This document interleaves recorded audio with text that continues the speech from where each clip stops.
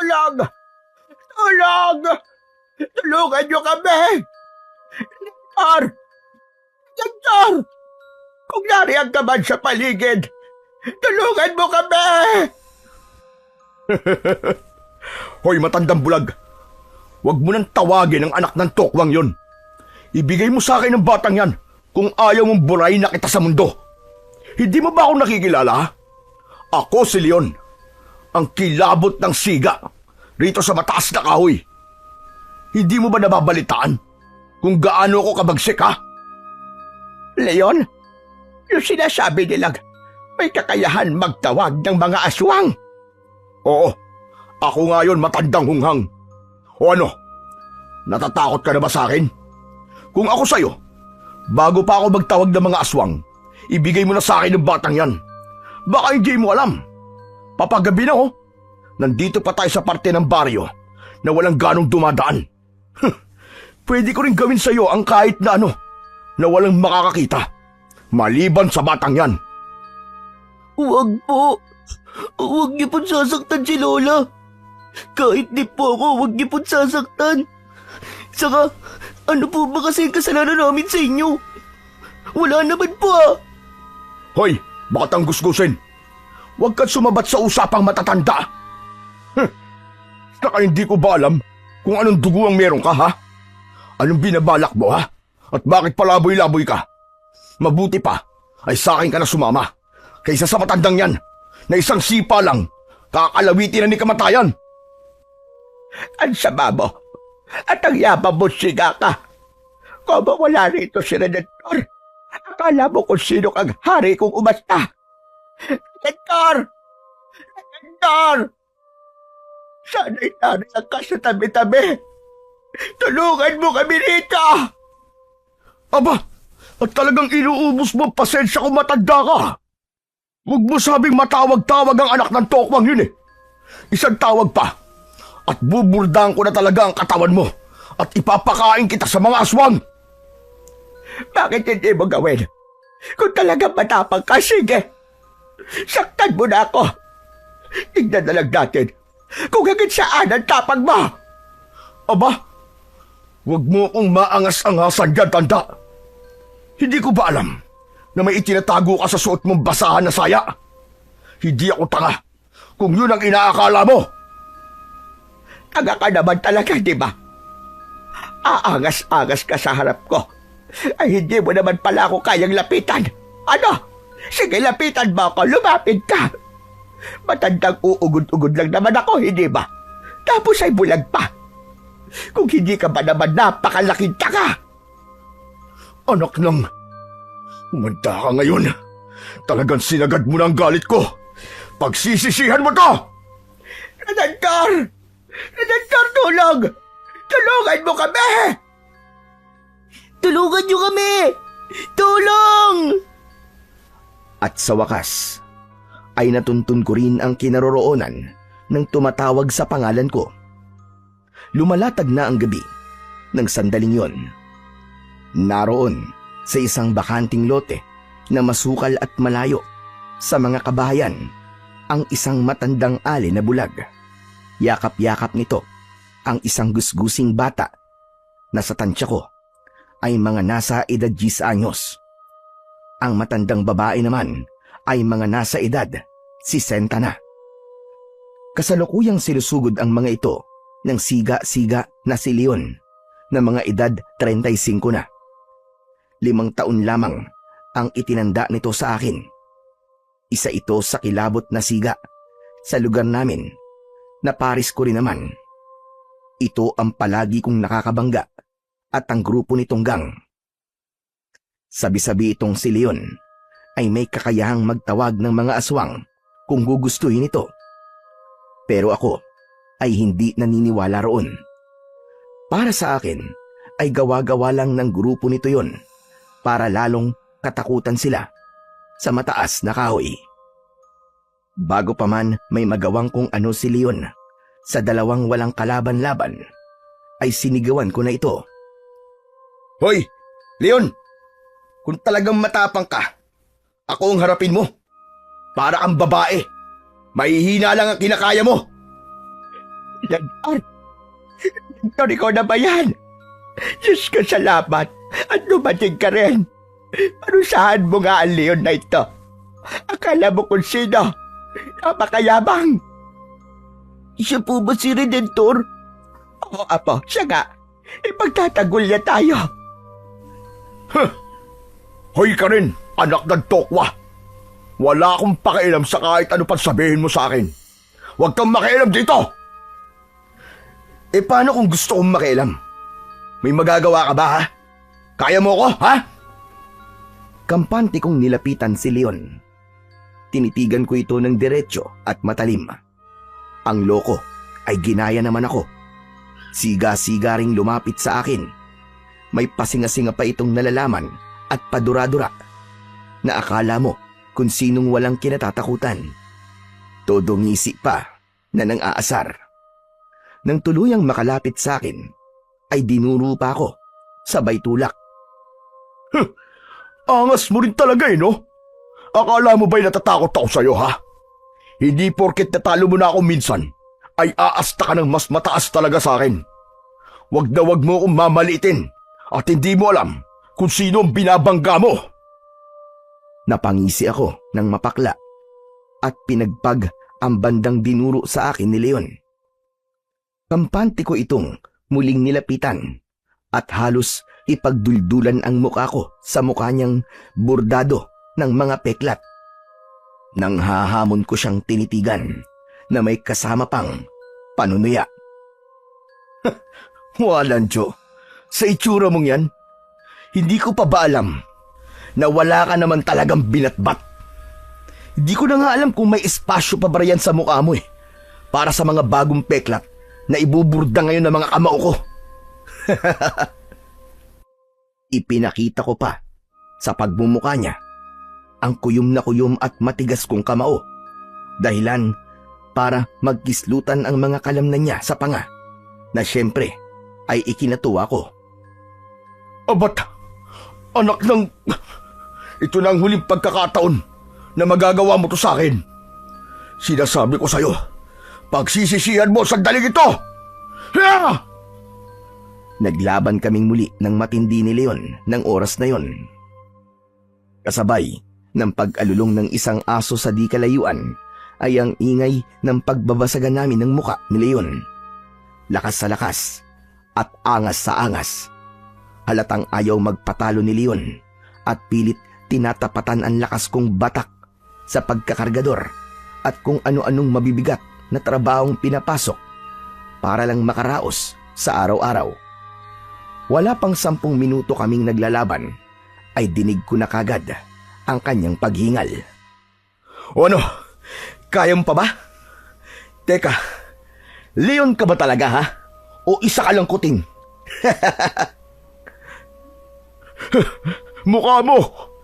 Pero oras na inilabas ko, ang totoong ako, sinisiguro ko sa'yong wala kang panama sa akin. Ah, ganun ba? Bakit kasi hindi mo pa ilabas? Hindi yung ganyang para ka nang iiyak. Buang! Napakayabang mo! Oras na ilabas ko totoong pagkatao ko, ay magsisisi ka! Wawak-wakin ko katawan mo! Makikita mo! Aba, di magkawak-waka na tayo ng katawan ngayon din para matapos na agad to. Yan talaga ang gusto ko. Inilabas ko ang tinatago kong bagong lanseta mula sa tagiliran ko. Kumikislap ito sa tama ng liwanag ng buwan na nagsisimula na noong sumikat sa kalangitan. O ito, nakikita mo ba to? Masarap to at hindi naman ako madamot para hindi ipatikim ito sa'yo. Susugudin ko na sana si Leon pero nangungunot ang ilong nitong sininghalan ako at hindi malaman kung susugod pa rin ba o aatras na lang. Bandang huli ay bigla na lang itong kumaripas ng takbo habang nagmumura at umuusal ng pagbabanta. Sinagad mo na ako, Redentor! Humanda ka sa muli kong pakikipagharap sa'yo! At hindi lang ako ang makakalaban mo! Ipatitikim ko sa'yo ang bangis na mga kalahi ko! Humanda ka! Sige lang! Kahit magtawag ka pa ng mga aswang na mga kasangga mo, hindi ko kayo uurungan! Ikaw pa lang ay wala ka ng binatbat. Malamang, mga katulad mo lang din ang hahatakin mo. Mga walang binatbat, mga walang kwenta. Anak ka ng puta talaga. Panahon na talaga para iligpit ka namin. Sige, pagtawanan mo lang ako ngayon. Sa pagbabalik ko, sinisiguro ko sa iyo magmamakaawa ka sa akin. Lintik lang ang walang gante. Pweh! Pweh mong mukha mong bordado ng peklat. Lumayas ka na nga rito. Kung ayaw mo tuluyan na kita ngayon din. At tinangka ko pa talagang habulin ng lanseta ko si Leon. Ang loko ay nataranta naman at mabilis na naglaho sa dilim.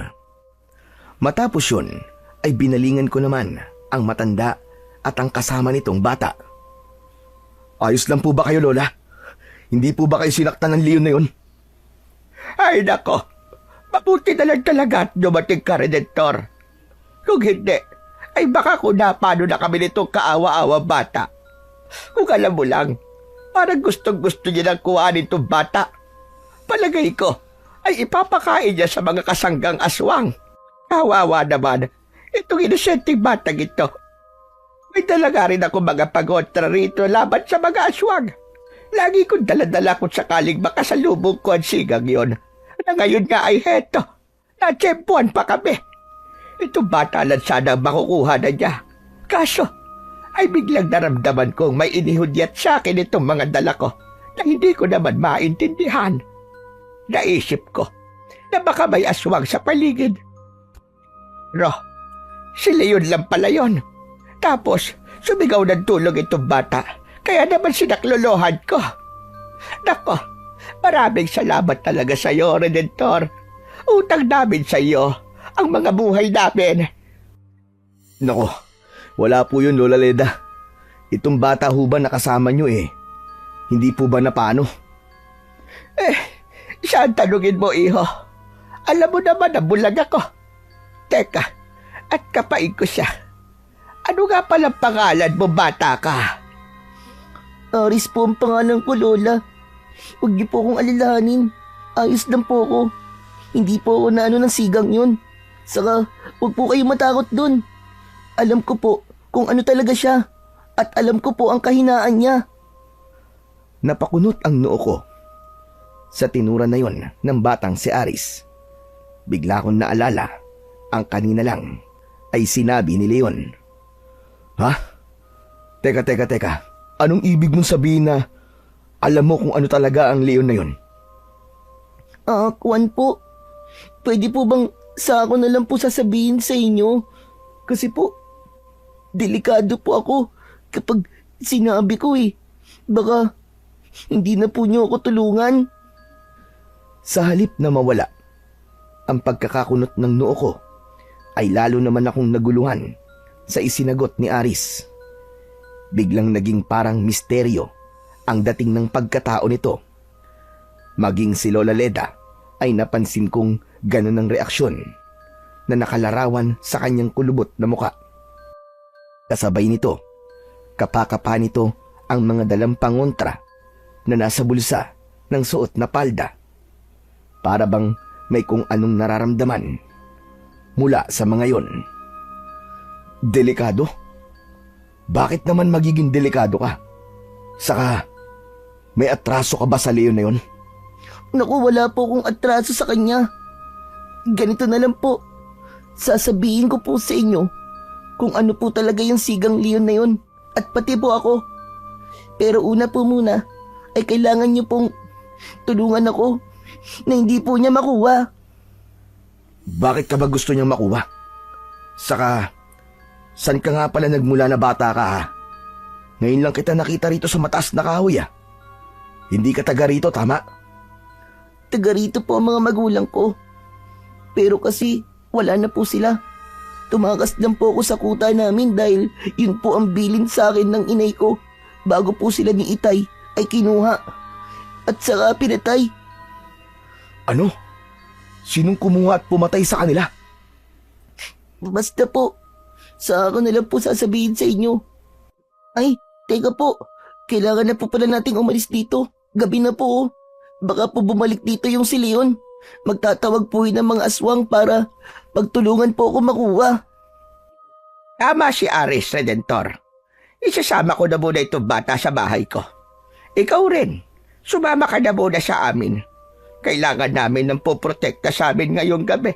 Saka may importante rin ako sasabihin sa iyo tungkol sa mga kakaiba kong nararamdaman na inihuhudyat sa akin ng mga pagontra ko. Maliban dito sa bata, pati sa iyo, ay may nararamdaman din akong kakaiba. Ha? Ano naman pong nararamdaman yung kakaiba sa akin? Naku, tara na muna sa bahay ko. At para mas mabilis tayo makauwi, ay akayin mo kami, Redentor. Sa dulo ng purok tres ang bahay ko. Sa tabi ng sapa. Sa ilalim ng nag-iisang puno roon ng mabolo. Tara na, dali. At kinakabahan talaga ako sa nararamdaman ko ngayon sa mga pagontra ko. Hindi ako mapapakali hanggat hindi ko natitiyak kung ano ang ibig sabihin ng mga ito. Dala ng kuryosidad tungkol sa batang si Aris at sa nararamdaman kuno ni Aling Leda, ay nagmamadali na nga kaming umalis. Inakay ko sila papunta sa direksyong sinabi ng matanda. Habang naglalakad kami, ay alerto akong nagmamasid sa paligid.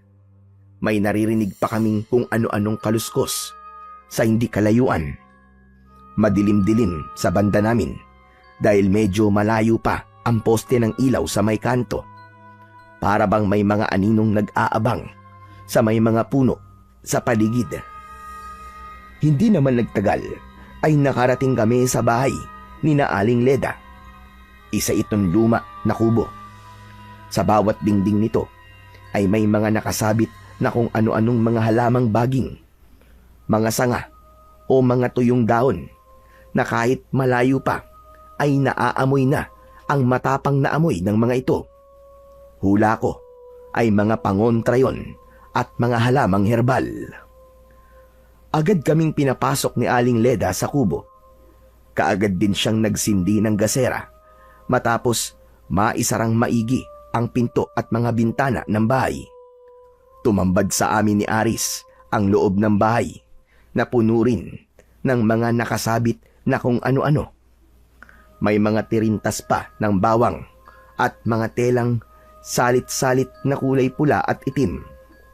Napansin kong si Aris ay parang kinakabahan at sa mga sulok ng mga mata ay naroon ang takot na pilit pinaglalabanan. O siya, bago natin pag-usapan at sinabi ko kanina, Redentor. Diyan lang muna kayo sa salas at magsasaing muna ako saglit. Salo-salo tayong maghahaponan. Ipagtitimpla ko rin muna kayo ng kape at para habang hinihintay niyo ako, ay magkwentuhan muna kayong dalawa. Sige lang po, Lola. May mga itatanong din po ako tuloy dito kay Aris. Habang naghahanda nga, si Lola Leda, nang mahahapunan namin, kinausap ko ang batang si Aris. Una, ay pinansin ko ang kakatuwa nitong ikinikilos. Yung parabang hindi mapakali, palingalinga sa paligid, at parang kinakabahan pa rin. Ayos ka lang ba, ha, Aris? Para kang kinakabahan at di ka mapakali sa pagkakaupo mo, ha? Kuwan po. Tama, nanibago lang po ako siguro. Ngayon lang po ako nakapasok sa ganitong klase ng bahay. Parang nakakatakot po kasi. Ang dami pong mga nakasabit sa dingding . Sigurado ka bang dahil lang sa naninibago ka? Tignan mo nga itsura mo. Namumutla ka na at pinagpapawisan pa. May iniinda ka bang sakit, ha? Saglit na napalunok ng laway si Aris habang napapatitig sa akin at habang sinasalat ko ang noo nito. Makaraan ay malungkot na napayuko. Siguro po ay dapat ko na pong sabihin sa inyong tungkol sa akin, Kuya Redentor. Sana po maintindihan niyo ako at huwag niyo po akong papatayin. Malungkot ang pagkakasabi noon ni Aris. Pag-angat muli nito ng muka, ay saka ko napansing lumuluha na pala ang lumalamlam nitong mga mata. Nang sandaling yon, parang biglang nakita ko ang sarili ko kay Aris Noong kaedad ko pa lamang ito.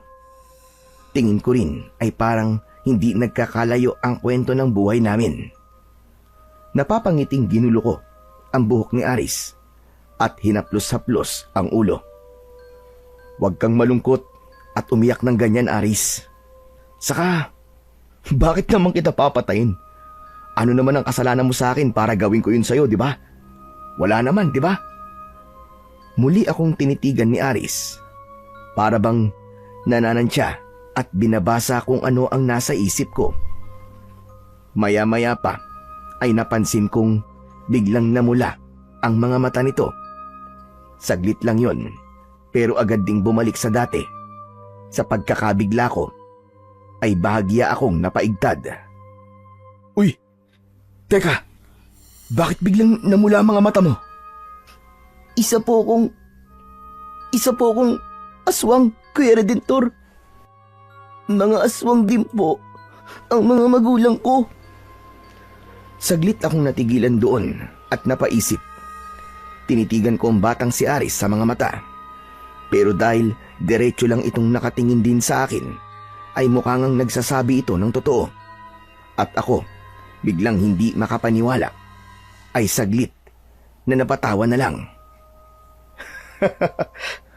Nagbibiro ka lang, Hindi mo ako matatakot sa mga ganyan-ganyan mo, bata.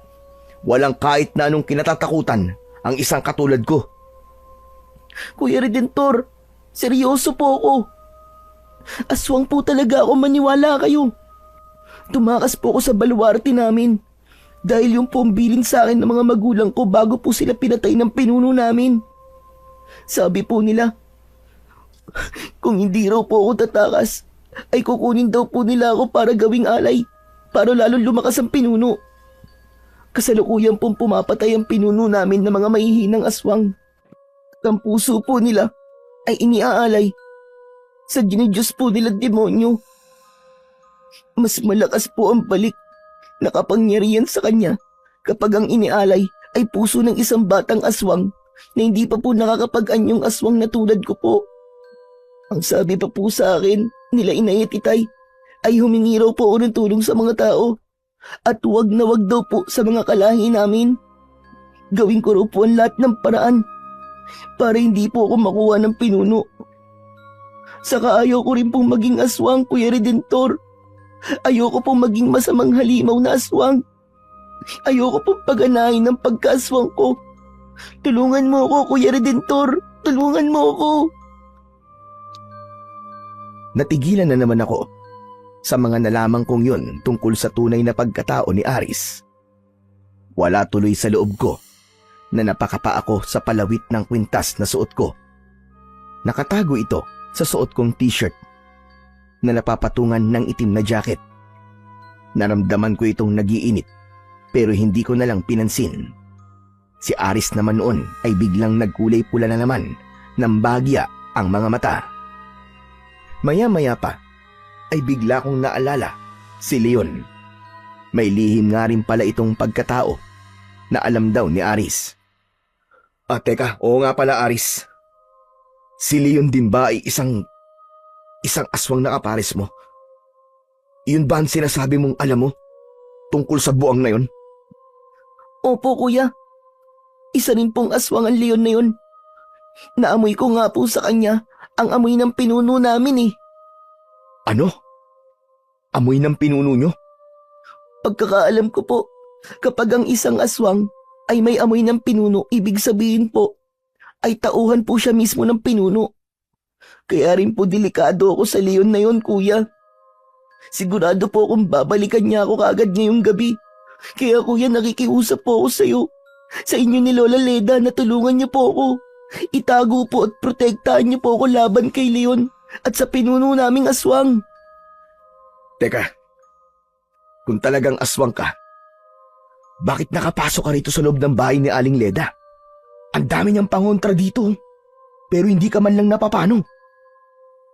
Hindi po ako napapano, kuya. Kasi nga po, ay hindi ko pa po napapagana ang pagiging aswang ko. Tulog pa po, kumbaga. Pero nararamdaman ko po ang bigat ng enerhiya ng mga pangontra ni Lola Leda. Yun nga po ang dahilan kung bakit parang hindi po ako mapakali. Pakiramdam ko po, kung magkakamali po akong gisingin ng pagkaaswang ko, ay sigurado pong masusunog kagad ako rito. Saka, sa inyo rin po kuya, parang may nararamdaman din po akong kakaiba na mabigat po mula sa inyo. Hindi ko lang po matukoy kung ano. May nararamdaman kang mabigat sa akin? Nako, anong akala mo sa akin, aswang din? Ay teka pala, huwag ka munang maingay at baka marinig ka ni Lola Leda at malaman niyang aswang ka.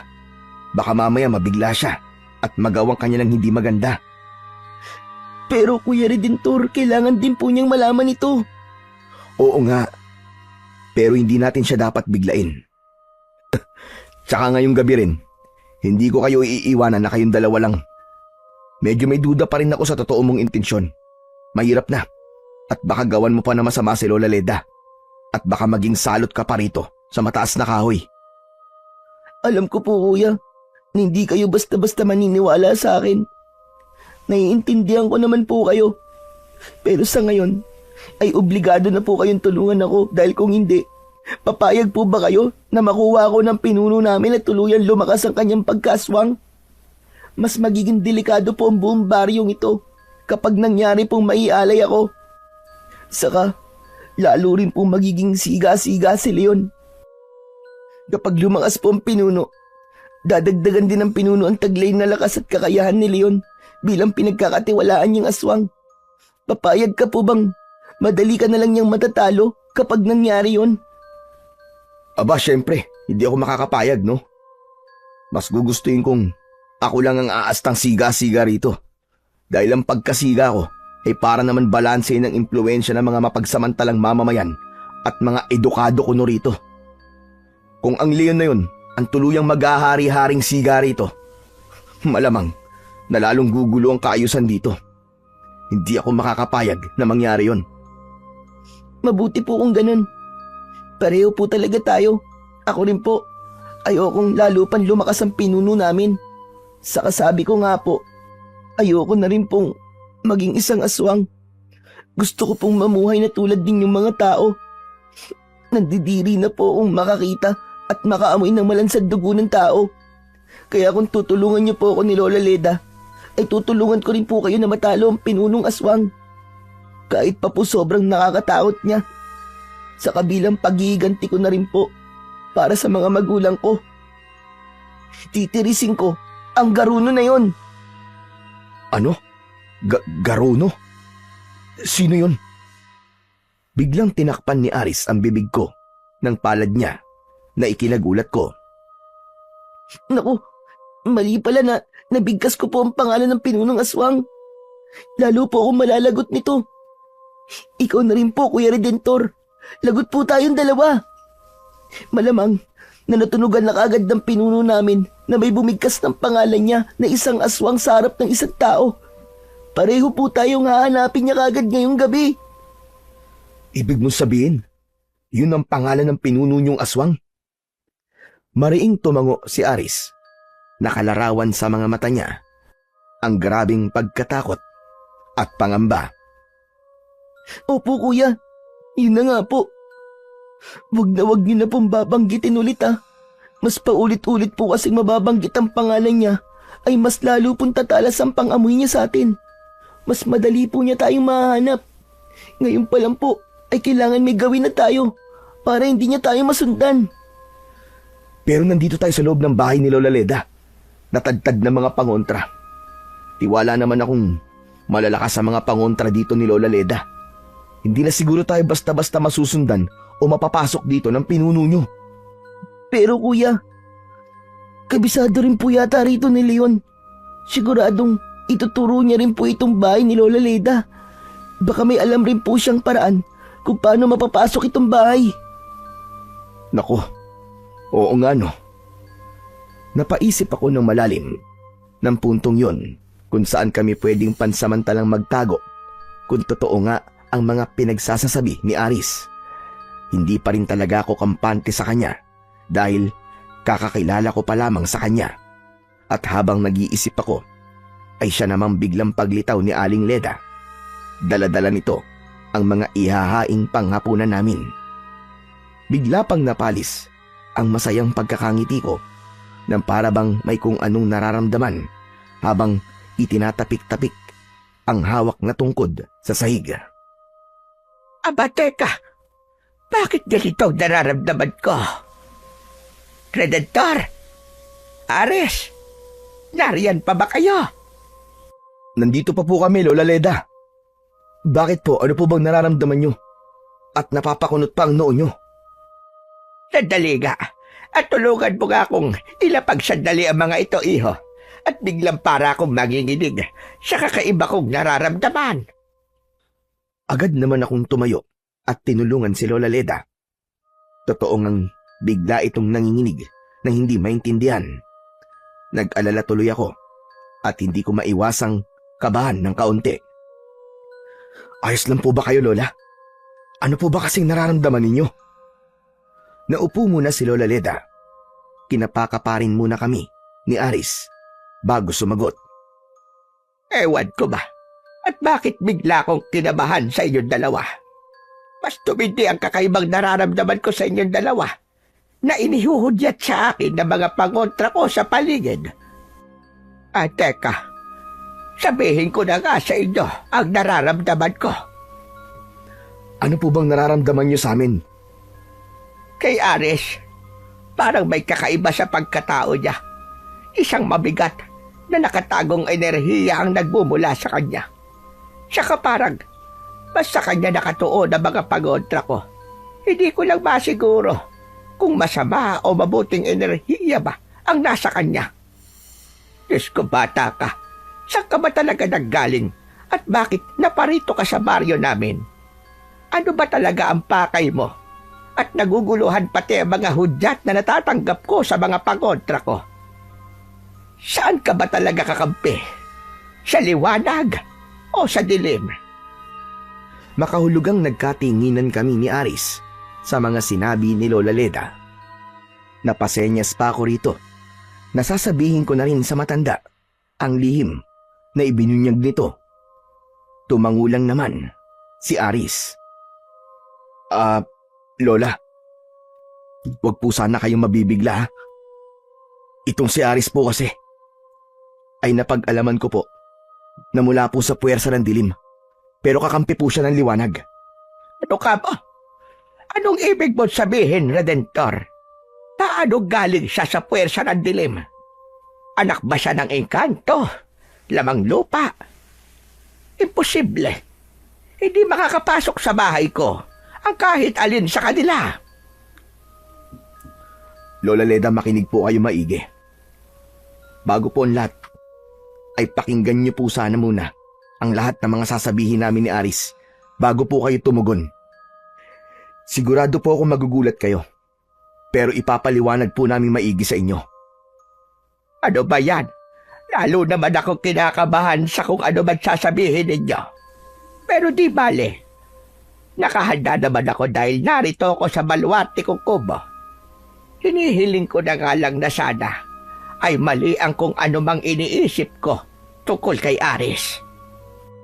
At sinabi na nga naming lahat kay Lola Leda ang tungkol sa tunay na pagkatao ni Aris. Nakinig naman ng maigi ang matanda at halatang nag-iisip ng malalim. Nakatuon pa ang mukha nito sa direksyon ni Aris na parabang hindi ito bulag. Matapos naming maipaliwanag ang lahat, ay saka lang muling nagsalita si Lola Leda. Ngunit bago nagsalita, ay inihampas muna nito ng malakas ang tungkod sa ilalim ng lamesang pinagsasaluhan namin.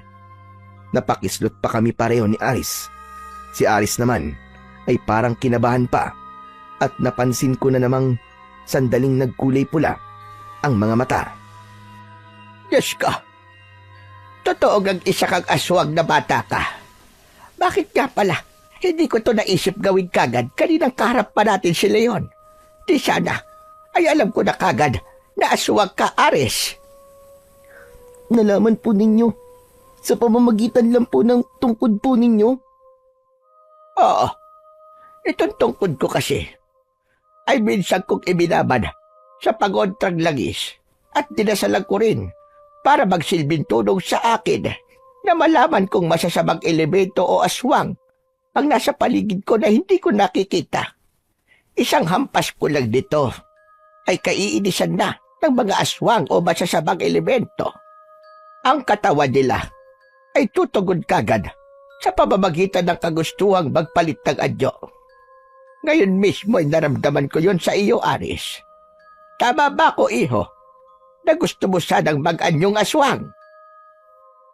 Lola Leda, napansin ko pong sandaling biglang namula ang mga mata ni Aris. Kung ganon, ay totoo ngang kampon siya ng dilim. Pero naramdaman ko rin malakas ang pagpipigil niya at ayaw ilabas ang totoo niyang katauhan. Naku, huwag niyo na pong uulitin yan, Lola Leda. Gabi pa naman po ngayon. Hindi po pwedeng magising ang pagkaaswang ko. Ayoko pong magpalit ng anyo.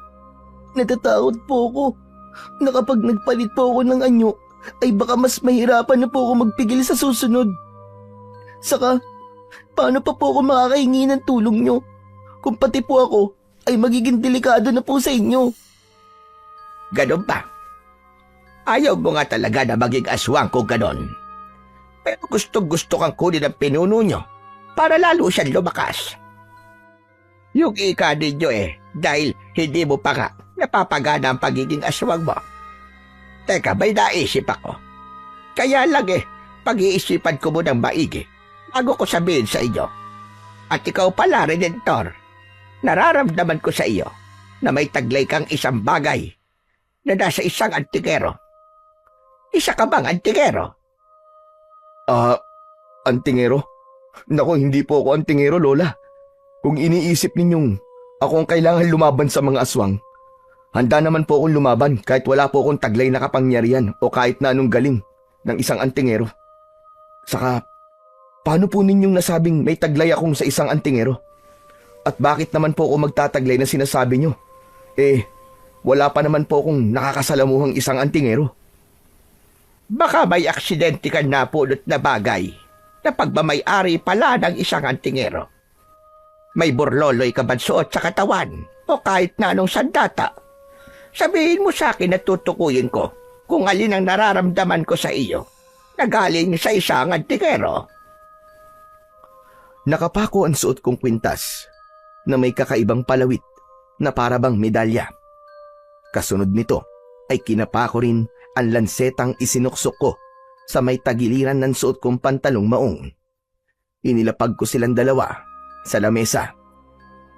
Lola Leda, dalawa lang naman po ang palagi kong daladala. Heto po, itong kwintas kong parang medalya at itong lanseta po. Palagay ko po ay ito pong lanseta ang tinutukoy ninyo. Takot na takot po si Leon kapag nakikita to. Tulad na lang po kaninang naglaban kami. Isang lanseta. Isang kwintas na parang medalya. Teka, at kakapain ko nga sila at ididikit ko sa baston ko. Alalayan mo nga kamay ko, Redentor, sa lanseta mo. Baka matalas masugatan pa ako. Lola Leda, huwag niyo pong itataktak ulit yung baston niyo ha. Ipapaalala ko lang po. Huwag kang mag-alala, Aris. Ididikit ko nga lang sa baston ko ang mga ito. Pero binabalaan pala kita. Lumayo ka muna saglit dito sa lamesa. Isa sa mga ito ay pag-aari ng isang antingero. Kaya pwedeng maapektuhan ka kapag naidikit na sa baston ko. Baka mapuwersang mapalabas ang pagiging aswang mo. Oo nga po pala. Sige po. Doon po muna ako sa bandaroon na wala pong ganong mga pangontra na nakasabit. Matapos makalayo ni Aris, ay sinimulan ng idikit ni Lola Leda sa kanyang baston ang mga inilapag ko sa lamesa. Inuna muna niya ang lanseta. Sumunod ay ang palawit mismo ng kwintas ko. Medyo nanlaki ang kanyang mga mata nang biglang parang napaso. Ako rin ay pinanlakihan ng mga mata nang mapansin kong medyo umiilaw ang palawit. Ay nako, Redentor. Ito. Uminit pa itong palawit na ito ng kwintas mo. Palagay ko ay medalyon ito ng isang antingero. nagtataglay ito ng malakas na enerhiya. Sigurado ka bang hindi ka isang antingero? Hindi po talaga, Lola. Ngayon ko lang po nalaman na sa antingero po pala yan. Abay kung alam ko lang po, noon ko pa sana tinapos ang leon na yun. Bakit? Kampon din ba ng dilim ang leon na yon? Nakalimutan po pala namin siyang isali kanina sa paliwanag namin tungkol kay Aris. Isa rin pong aswang si Leon, Lola. Kaya po pala, nakakapagtawag siya ng mga aswang. Diyos ko po, sabi ko na nga ba, iba rin kasi ang nararamdaman ko sa leon na yon. At kaya pala gusto niya makuha itong si Aris. Pues, hindi siya magtatagumpay dahil tutulungan natin si Aris. Pero, teka pala, saan o kanino mo ba nakuha ang palawit na ito, Redentor? Mukhang makakatulong din natin siya pagkat isa siyang antingero. Inalala ko kung sino ang nagbigay noon sa akin. Medyo natagalan pa ako bago ko lubusang naalala. Alam ko na, tama. Si Mang Tonyo po ang nagbigay sa akin yan, Lola. Pero hindi naman po siya antingero Si Tojo da Albularyo? Yung taga Purok 5 ba? Opo, siya nga po. Ibinigay niya po sa akin yung parang medalya. Ipinilit po niya sa akin bilang kapalit daw ng pagtulong ko sa kanya. Minsan po kasi siyang pinuntahan ng grupo ni Leon at pinagdiskitahan ng mga inihahanda po niyang herbal na mga langis. Binantaan po siyang tumigil na sa paggawa ng mga herbal na langis. Kung hindi raw po, ay papalapa raw po siya sa mga aswang. Ngayon ay alam ko na kung bakit ginawa yun ng grupo ng buang na Leon na yun. Teka, nararamdaman kong buhay pa si Tonyo. Saka parang may kulang pa sa medalyon na ito. Hindi buo ang enerhiyang taglay nito. Kailangan natin siya mapuntahan. Habang nagsasalita pa si Lola Leda, walang ano-ano ay biglang napatakbo papalapit sa amin si Aris. Halata sa mukha niya ang matinding pag-aalala, takot at kaba. Kuya Redentor, Lola Seda, kailangan na po nating kumilos. Kailangan na po nating umalis dito. Ha? Bakit naman, Aris? Nararamdaman ko pong paparating na po dito ang pinuno namin. Sigurado po kung dito po sila pupunta. Sabi ko nga po sa iyo, Kuya Redentor, masusundan nila tayo dahil sa pagkakabanggit natin sa pangalan ng pinuno. Mahirap na po kapag naabutan nila tayo dito. Redentor, mukhang totoo ang sinasabi ni Aris. Lalong umiinit itong palawit ng medalyon mo. Senyales na may mga paparating nga rito. Nararamdaman ko ring tumatapang ang mga amoy ng mga pangontra kong herbal na mga nakasabit sa dingding.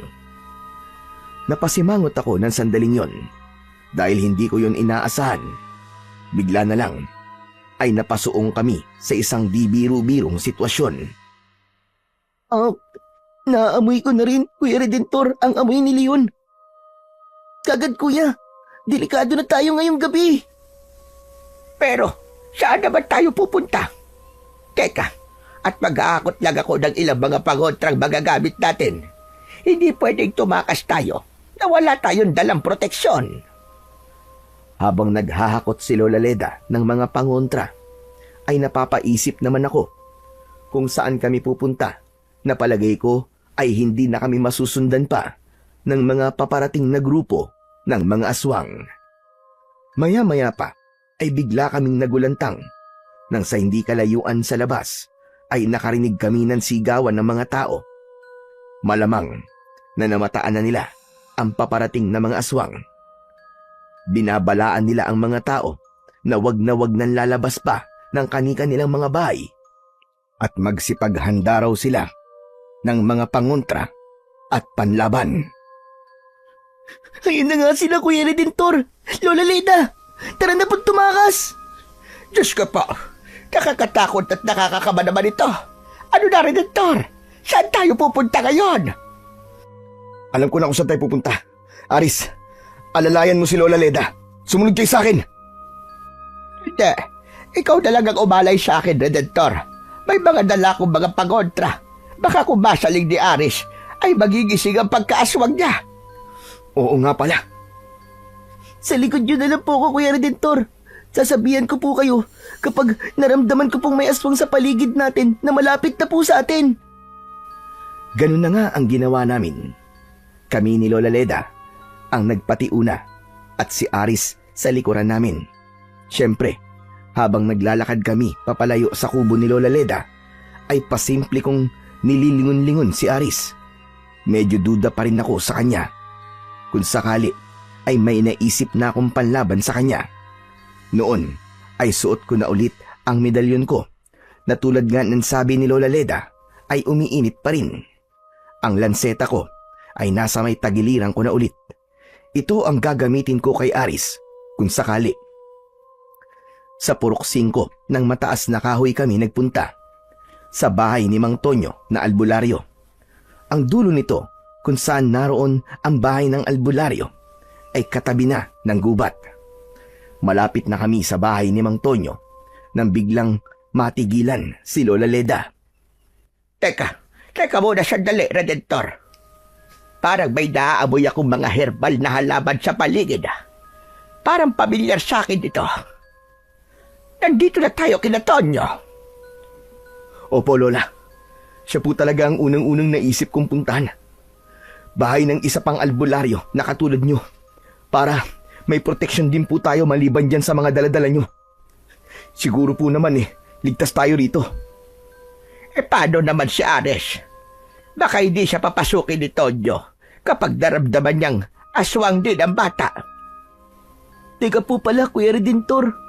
Parang wala naman po yatang tao sa loob ng bahay. Kung meron po, bakit wala po nakasinding ilaw sa loob? Teka. Oo nga no. Pero bukas naman ang pinto ng bahay. Baka nasa loob lang si Mang Tonyo. Baka nakaidlip lang. Ay hindi, Redentor. Ang mga albularyo, kapag ganitong may paparating na mga aswang ay naaalerto kagad ng mga herbal namin pangontra. Oo nga, at naaamoy ko mga herbal ni Tonyo. Pero hindi ibig sabihin ay nariyan pa siya. At hindi kailanman iniiwan ng isang albularyo ang pinto ng kanyang bahay na nakabukas. Malamang, wala nga riyan si Tonyo. Saka hindi rin tayo pwedeng basta nalang pumasok ng ganyang nakabukas nga. Hindi maganda ang ibig sabihin yan. Malalim akong napaisip doon. Wala akong kaalam-alam sa mga ganung bagay tungkol sa mga albularyo. Matagal ko na rin namang kilala si Mang Tonyo, pero wala man lang sinasabi sa akin tungkol sa pagiging albularyo niya. Habang nag-iisip ako kung saang posibleng nagpunta si Mang Tonyo, walang ano-ano ay may itinuro sa akin ang batang si Aris. Ay, Kuya Redentor, parang may anino po akong nakitang tumakbo papalayo sa likuran po ng bahay. Ayun po, Kuya, tignan mo, dali! Ha?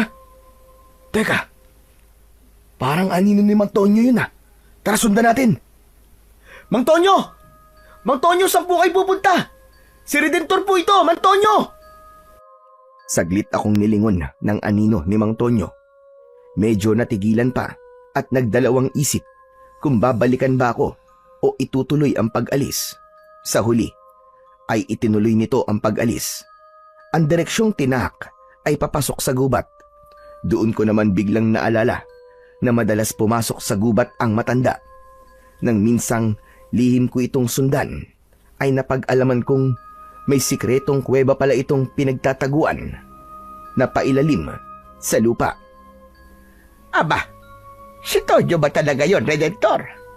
Saka teka ga, nararamdaman kong tumatapang ang enerhiya ng medalyon mo, iho. At saka parang nararamdaman ko rin ang kapareho ng enerhiya niyan. Tama. Baka nasa kay Tonyo ang katulad niyan. Nako, kailangan natin siya masundan, Redentor. Tara na po kung ganun. Alam ko po kung saan natin siya matatagpuan. May sikreto po siyang pinagtataguan pailalim na kuweba sa loob po ng gubat. Malamang na doon po siya pupunta. Tara na po, Kuya Redentor. Nararamdaman ko po. Napapalapit na po dito ang grupo ng mga aswang kasama po ang pinuno. Hindi tayo dapat maabutan ng pinuno. Delikado. May kakaibang kakayahan daw po ito na manglito ng mga kalaban. Mabilis na kaming kumilos. Ganun pa man, kakapasok pa lang namin sa gubat nang walang ano-ano, ay nakarinig kami ng mabibilis na mga kaluskos sa paligid. Bunga nito ay pare-pareho kaming natigilan at nalito. Paano ay parang paikot sa amin ang mga kaluskos na sinabayan pa ng mahihina at papalakas na mga singasing at atungal. Mga aswang. Naku po, lagot tayo, Kuya Redentor. May mga nakaabang pala rito na mga aswang. Pwes, panahon na para gamitin natin itong mga pangontra at herbal na mga langis ko, Redentor. Heto, kumuha ka na rito sa mga dala ko. Ikaw, Aris, ano naman ang gagawin mo? Sa likod nyo na lang po ako, Lola. Basta, iwasan nyo po akong malagyan o madikitan po ng mga pangontra nyo, ha. Huwag nyo rin po akong pababayaang makuha nila. Mabilis kong hinila si Aris at ipinwesto sa likuran namin ni Lola Leda. Magkatalikuran kami ni Lola Leda at humanda sa mga maaaring mangyari. Inilabas ko na rin ang lanseta ko at ng pagkakataong yon, ewan ko ba kung bakit bigla ko rin kinapa ang suot kong medalyon na noon ay napansin ko ngang medyo nagliliwanag at umiinit. Hindi, Aris. Hindi ka namin pababayaan ni Lola Leda, pangako. Poprotektahan ka namin sa abot ng aming makakaya. Paano po pala lalaban si Lola Leda, Kuya Redentor? Bulag po siya, di po ba? Huwag mo akong alalahanin, Aris. Bulag lang ako, pero matalas naman ang iba kong pandama. Saka, malalakas kaya itong mga pangontra ko. Hindi mo ba nararamdaman? Maya-maya pa, mula sa isang banda, ay lumitaw ang isang figurang pamilyar sa akin. Si Leon. At ito ay nasa anyong aswang na. Napakabangis ng itsura.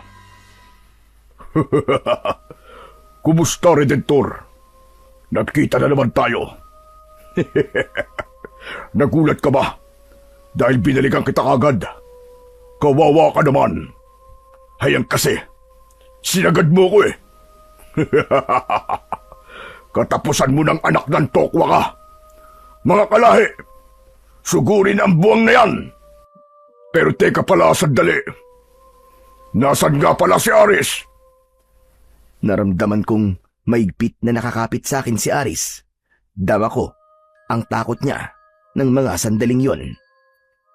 Paliligtasin pala kita ngayon, Redentor. Madali lang naman akong kausap eh. Ibigay mo lang sa akin ang bata. Hindi! Hindi mo makukuha mula sa mga kamay ko ang batang to. Magkakamatayan muna tayong dalawa bago mo siya makuha. Yun ay kung kakayanin mo ko. Aba, ang tigas mo rin, alo. Hindi mo ba nakikita mga kasama ko? Mga aswang kami. Hindi ka ba natatakot sa amin? At bakit naman ako matatakot sa inyo mga jablong buwang kayo? Mukha lang naman kayo nakakatakot eh. Pero pare-pareho naman kayong mga bobo. Mga bobo pala. Mga kalahi, umanda kayo. Pagtulungan niyo ang mayabang na sigang yan. Sa puntong ito, ay biglang may ibinulong sa akin si Lola Leda.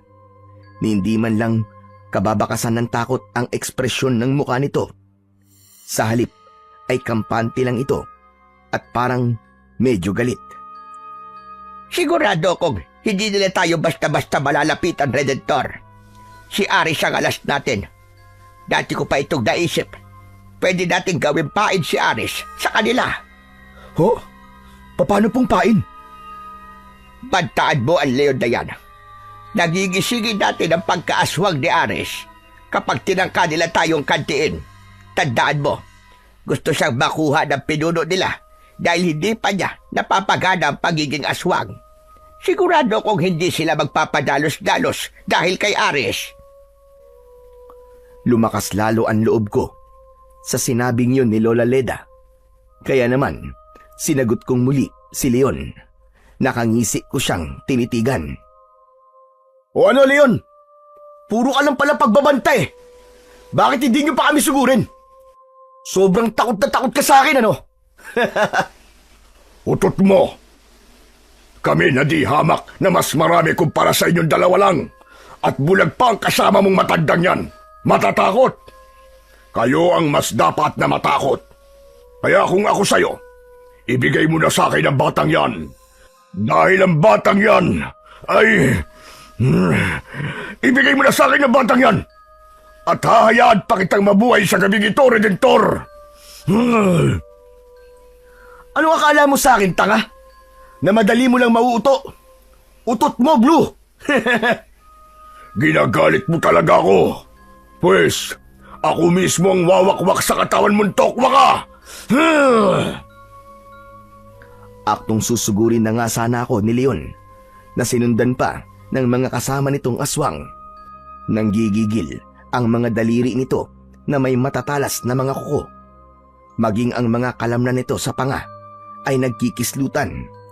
Todo tulo rin ang malapot nitong laway na nagmumula sa maumbok nitong bunganga, natadtad ng matutulis na mga pangil. Nang grabing dadambay na sana ako ni Leon, ay bigla naman itong natigilan nang hilahin ko si Aris at iniharap sa kanya. Sige, subukan mo. Dambahin mo ako at gigisingin ko ang pagkaswang ng batang ito. Ano? Papalag ka? Wag! Wag, Kuya Redentor! Huwag niyo pong gigisingin ang pagkaswang ko! Ayoko po! Anong alam mo sa batang yan? Huwag mong sabihin. Hindi na ituloy ni Leon ang pagsasalita. Pagkat sinamantala ni Lola Leda na sabuyan ito ng mga pangontrang langis. Galit na galit ito na pati mga kasama ni Leon na susugod din sana ay sinabuyan na rin ito na para bang nakikita sila. Masunog kayo mga aswang kayo. Lalo ka ng leon ka. Mga salot kayo sa baryo namin. Hindi ko kayo titigilan hanggat hindi nyo kami tinatantanan. Dahil sa ginawang yun ni Lola Leda, ay biglang nagsiusok ang mga katawan ni na Leon at ang mga kasama nito. Grabing nasunog ang kanilang mga balat. Takot na kagad na napaatras sa mga ito. Si Leon ay nagbabanta pa at galit na galit. Anak ng putya kang bulag kang matanda ka. Pagbabayaran mo ang ginawa mong ito sa amin. Hindi pa ito ang huli nating pagkaharap. At talagang ang pinuno ang gusto niyong makaharap, ha? Pues, makakarating to kagad sa pinuno namin. Narito lang din siya ngayong gabi para pulbusin kayong dalawa ni Redentor. Tumahimik ka. Ang dami mong aligas-gas. Puro ka lang naman angas kung magsalita ka. Pero saksakan ka naman pala ng ampawang utak. Hayaan mo, sa muling paghaharap natin, ay sisiguraduhin kong mapapaliguan ka na ng mga pangontra kong langis. Tignan lang natin kung hindi ka tuluyang maging apo. Mga kasama, tara na. Iparating natin ito kagad kay pinuno. Nanggigigil ako sa matandang bulag na yan. Matitikman niya ang bangis ko. Sa muli natin pakikipagharap sa kanila. Mabilis nang umalis si Leon at ang mga alipores nito. At pagkaalis nila, ay saka naman bumigay ang kanina pa nararamdamang kaba ni na Aris at Lola Leda. Pinipigilan lang pala ng mga ito. Diyos ko mahabagin langit. Salamat naman at umalis na sila. Akala ko talaga'y katapusan na natin. Redentor, mabuti na lang talaga. At kasama natin itong si Aris. Kung hindi pala, ay katapusan na natin pareho. Si Aris naman ay napansin kong napasimangot na palipat-lipat kaming minamataan ni Lola Leda. May balak po pala kayo sa akin. Balak niyo po palang gisingin ang pagkaswang ko. Akala ko po ba itutulungan niyo ako? Bahagya akong lumuhod para tapatan ang taas ni Aris. Hinawakan ko rin siya sa magkabila ang balikat. Ano ka ba, Aris? Hindi totoong palalabasin namin ang pagkaswang mo. Banta lang namin yun kina Leon at sa mga kasama niyang aswang. Yung kasi ang naisip namin ni Lola Leda para hindi tayo sugurin ng Leon na yun. Pero hindi ako pinakinggan ni Aris. Galit na tinabig nito ang mga kamay ko at umaktong tatakbo palayo. Hindi! Nararamdaman kong tototohanin niyo pa rin yun. Sinira niyo ang tiwala ko sa inyo, Kuya Redentor. Mabuti pa nga siguro. Nakuha na lang ako ni Garuno. Total, ay gigisingin niyo rin pala ang pagkaswang ko. At sama mo, Kuya Redentor. At sama mo rin, Lola Leda. At samahan yung dalawa. Agad na bumira ng takbo si Aris. Tinangka ko pa siyang habulin. Pero nagulat na lang ako sa bilis niyang tumakbo papalayo. Aris! Aris, teka! Bumalik ka rito! Aris! Noon ay tinapik ako ni Lola Leda sa balikat. Patawad. Patawad, Redentor. Mali nga yata ang nagawa natin. Naiintindihan ko ang pagtatampo ni Aris. Pero ngayon ko rin napagtanto na importanteng hindi siya makuha ng pinuno ng mga aswang. Yung ano nga ulit ang pangalan ng kanilang pinuno? Hindi po dapat binibigkas ang pangalan ng kanilang pinuno, Lola. Masusundan po niya kung nasaan po tayo ngayon. Ganun ba? Pero nabanggit siya kanina ni Aris, hindi ba? Mabuti pa isundan mo si Aris. Hanapin mo siya, Redentor. Mahirap na kapag nakuha siya ng mga aswang. Pero paano po kayo, Lola Leda? Kailangan maidala ko muna kayo sa pinagtataguang kuweba ni Mang Tonyo. Malapit na ba tayo roon? Opo, malapit na po tayo. Mabuti pa po ay madaliin na po natin ang paglalakad. Hindi rin po pwedeng manatili pa tayo rito at delikado po. O siya, sige, tara na. At kailangan mo pang hanapin si Aris. Diyos ko naman, naging padalos-dalos pala tayo kanina. Naligtasan nga natin ang leon na yon at ang mga alipores niya. Pero si Aris naman ngayon itong humiwalay sa atin. Ano ba yan? Mabilis kaming kumilos ni Lola Leda. Ang nagsisilbi lang naming ilaw sa masukal na kagubatan ay ang medalyon kong hindi pa rin tumitigil sa pag-ilaw. Patuloy pa rin itong umiinit sa paraang nakapagtatakang hindi naman ako napapaso. At para naman mas lumiwanag pa, ay tuluyang ko na itong inilabas mula sa loob ng damit ko. At gano'n na lang ang pagkagulat ko. Nang pagkalantad nito, ay naglabas ito ng isang sinag na parabang sa flashlight at nakaturo sa isang direksyon. Ang mas ikinagulat ko, ang direksyong inilawan nito ay mismong papunta sa tagong kuweba ni Mang Tonyo.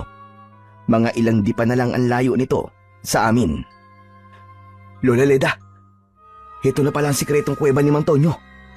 Ilang di pa na lang po ang lalakarin natin. Itinuturo po sa akin to ng medalyon ko sa pamamagitan po ng isang sinag. Ganun pa. Mabuti na ba kung ganun? Pero teka, naririnig mo ba ang mga kaluskos na naririnig ko sa paligid, Redentor? Diyos ko, kinakabahan ako. May aswang pa yatang nagpaiwan sa paligid. Alerto ka lang, iho. Sa isang banda ay may nakita kong parang biglang gumalaw sa damuhan sa mismong kinatatayuan namin ni Lola Leda. At bago pa ako makakilos, walang ano-ano, ay bigla na lang kaming bumulusok pa ilalim. Pareho kaming napasigaw sa pagkagulat. Bumagsak kami sa isang bagay na malambot. Pakiramdam ko ay tumpok ng dayami. Naaamoy ko pa kasi ang sariwa nitong amoy. Mukhang kakakuha lang sa bukid. Sa itaas naman namin ay napansin kong may muling nagsara. Agad kong iginala ang aking paningin. Napansin kong may nakasinding mga sulo na nakasabit sa dingding na lupa. Habang iginagala ko ang paningin ko, ay inaalalayan ko si Lola Leda sa pag-upo. Napansin ko na sumambulat ang laman ng parang sakong bitbit niya na naglalaman ng mga hinakot niyang pangontra. Dahil malambot ang nilapagan namin, mabuti na lamang at walang nabasag sa aling mga botelya. Ayos lang po ba kayo, Lola Leda? Hindi po ba kayo napano? Baka nabalian na po kayo. Ayos lang naman ako, iho. Pero teka, nasa naman tayo? Bakit amoy dayami rito? Saan ba tayo nahulog? Hindi kaya patibog itong pinaghulugan natin? Diyos ko pa. At at lalo pang napasingot-singot sa paligid si Lola Leda para itong may hinahanap na amoy sa ere. Bakit parang may naaamoy akong herbal sa paligid, Redentor? Nasaan ba talaga tayo? Hindi ko rin po alam, Lola. Pero maraming nakasinding sulu sa paligid. Para pong nasa loob po tayo ng isang kuweba. Aba teka, baka po. At bago ko pa maituloy ang pagsasalita, sa isang banda ng malaking butas na kasya ang isang tao, ay napansin kong may bulto ng isang lalaki na nakatayo roon. Parang buka na yun o pasadyang pintuan. Inaninaw ko ang kanyang itsura at gano'n na lang ang panlalaki ng mga mata ko nang makilala ko kung sino yun. Mang Tonyo? Mang Tonyo, kayo po ba yan? Nagsimulang maglakad papalapit sa amin si Mang Tonyo. Malayo na ito sa dating itsura nito. Mahaba ang ubaning buhok na hanggang bewang. Pati balbas nito ay kulay puti na rin. Ay umabot na rin ang tubo hanggang sa kanyang bewang. May hawak itong tungkod na kulay puti rin.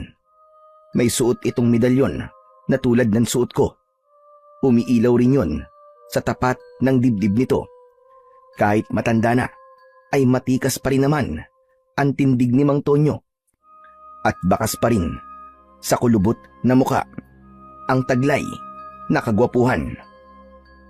Mabutit napadpad kayo rito sa gubat, Redentor. Malamang ay inakay kayo ng suot mong medalyon na bigay ko sa iyo. Naglabasa na naman ang mga aswang sa baryo at may hinahanap silang isang batang lalaki na hindi pa nagigising ang pagkaswang. Naramdaman ko ring susundan sana kayo ng pinuno ng mga aswang. Mabuti na lamang at natapat kayo sa isa pang sikretong daanan nitong kuweba ko sa ilalim. Kung hindi, ay malamang na matutuntun na kayo ng tusong pinuno ng mga aswang. Nako, mabuti na lang at ikaw pala yan, Tonyo. Kaya pala, nakakaamoy ako ng herbal rito. Saka, kilala mo rin pala ang pinuno ng mga aswang.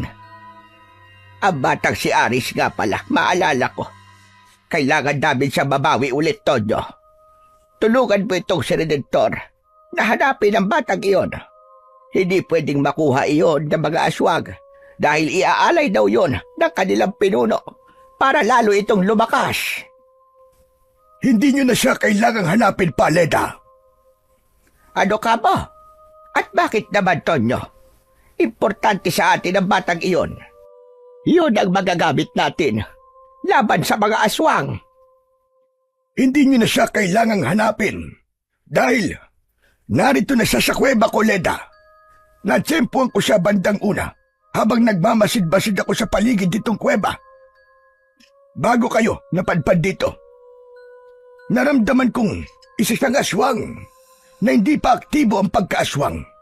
Kaya sinambot ko ang pagkakataon na makuha siya. Saka naisip kong siya ang kasama ninyo kaninang naparoon kayo sa bahay ko. Kung ganun, nasan po siya, Mang Tonyo? Bakit hindi niyo po siya kasama? Pinatulog ko siya sa pamamagitan ng herbal na gamot. Balak ko siyang pag-aralan para magamit natin para magtagumpay tayo laban sa pinuno ng mga aswag. Matapos magsalita, ay tinulungan kami ni Mang Tonyo na makaalis sa bunton ng mga dayami at inakay niya kami kung saan naroroon si Aris. Matagal ko nang pinagplanuan kung ano ang mabisang paraan para matalo ang pinuno ng mga aswang. Mahirap kalabanin ang pinuno sapagkat may espesyal siyang kakayahan. Ano po ang espesyal niyang kakayahan, Mang Tonyo? Ilang beses ko na ring nakakalaban ang pinuno. Pero ilang beses din niya akong naisahan.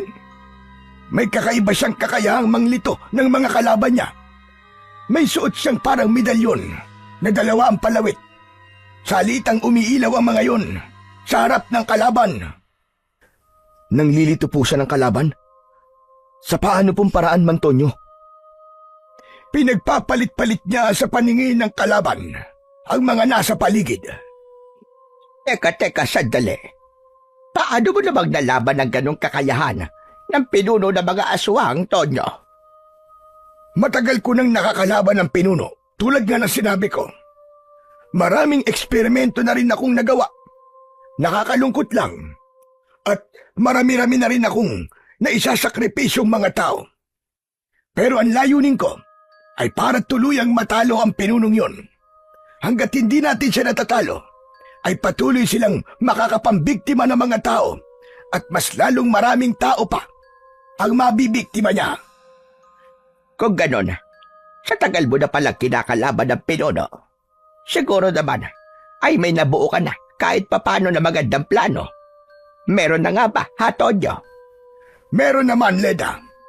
Isa na nga riyan ang medalyong kong tagumpay kong nagawang maging dalawa. Ang isa nga ay suot na ngayon ni Redentor. Noon ay napakapa akong muli sa suot kong medalyon na noon ay tumigil sa pag-ilaw at hindi na rin mainit. Mang Tonyo, bakit nyo nga pala ito binigay sa akin? Albularyo po kayo at hindi isang antingero, hindi po ba? Tama ka. Albularyo ko iyo. Pero isa rin akong antingero. Inililihim ko lang sa mga tao. Ayoko kasing mabalitaan ng mga aswang na nagpapanggap lang ako na karaniwang tao, ngunit isa pala akong antingero. Pero mula nang malaman ng pinunong aswang ang totoo kong papel, ay naging patago-tago na ako. Ito ang dahilan kung bakit ginawa ko ang pailalim na kuwebang ito rito sa gubat. Dito ay hindi ako natutuntun ng mga aswang. Tungkol naman sa ibinigay ko sa iyo na medalyon, Redentor. Importante kasi na hindi ko suot ang dalawa kong medalyon. Kaya ibinigay ko ang isa sa iyo. Yun ay para makontra ang suot na medalyon ng pinuno na may dalawang palawik. Hindi ko pa sigurado kung gagana ang ginawa ko sa mga medalyon. Malalaman lang natin kapag nakaharap na natin ang pinunong aswang. Paano po ba dapat sila gagana? Yan pa pala ang importanteng dapat ko sabihin sa iyo, Redentor. Kapag gumana ang mga medalyon natin kontra sa medalyon ng pinuno, magpapapalit-palit din ang mga pagkatao natin sa mga mata ng pinuno. Dapat kang maging handa kapag nangyari yon. Kailangan nating magpanggap ayon sa inaakalang tayo ng pinuno. Halimbawa, nalaman mong ang tingin sa iyo ng pinuno ay ikaw ang batang lalaki na ito. Kailangan samantalahin mo ang pagkakataon na kumilos ayon sa tingin niya sa iyo. Kailangan natin dito ng taktika at talas ng isip para matalo ang pinuno. Gagayahin ng mga medalyon natin ang kakayahan ng medalyon ng pinuno. Nakukuha mo ba, Redentor? Ganun po pala. Paano naman po kung ang tingin sa akin ng pinuno ay ako si Lola Leda? Mas mabuti kung ganun. Iisipin ng pinuno na madali ka lang niyang matatalo.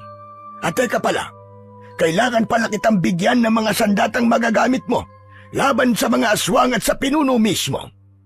Mukhang wala kang kadaladala na kahit isang sandata man lang. Hindi uubra na ang pagiging siga mo lang ang gagamitin mo. Ibang level na ang pinuno. Nako, may bagong lanseta po ako rito, Mantonyo. Ito po, gawa po sa pilak.